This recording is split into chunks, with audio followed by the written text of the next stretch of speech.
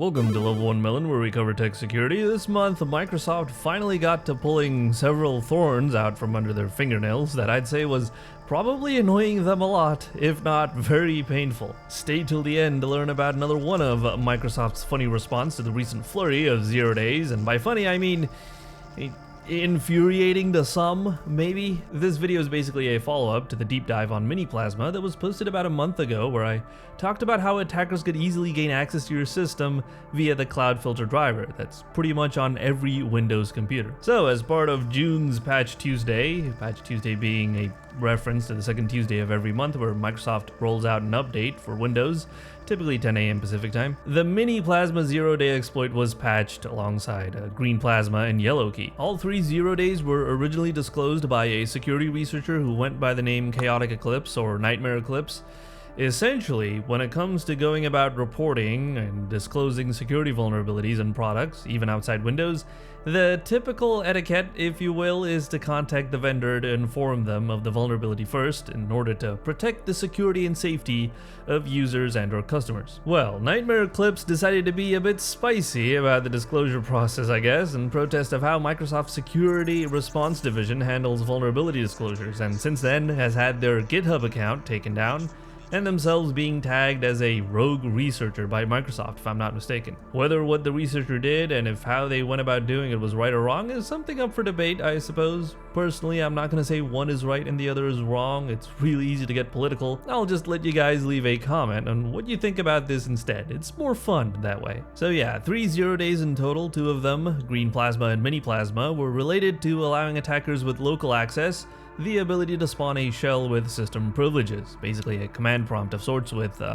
God mode turned on, which meant they could do whatever they pleased on the victim's machine. The third 0-day, Yellow Key, is related to creating a backdoor in the Windows recovery environment, the screen where you see options for safe mode and such, which would allow for bypassing BitLocker. Say you stole a company drive with secrets in it that had BitLocker encryption turned on, meaning everything was scrambled and inaccessible unless you knew the password. Well, with the Yellow Key, now you could exploit and defeat that BitLocker layer of protection and gain access to the data. The easiest mitigation or solution to each and every one of these exploits is to apply the latest Windows update, specifically the one that rolled out this month, of course. Yeah, it's not a guarantee that things will remain resolved indefinitely, because if that were the case, we wouldn't have had the MiniPlasma exploit in the first place, but there should be a decent start if you're someone tasked with securing systems, and as always, do weigh the pros and cons when deciding to update mission critical systems. Maybe air gapping said system, or switching to Linux, or just getting a Mac might be the way to go, who knows? Because here's the funny bit, there's always these funny bits with Microsoft. Within hours of Microsoft releasing this update and patching their nightmares, Nightmare Eclipse disclosed yet another 0-day, this one called Rogue Planet. It's like a final boss that can't die and is allowed to pull the Phase 2 card an unlimited number of times.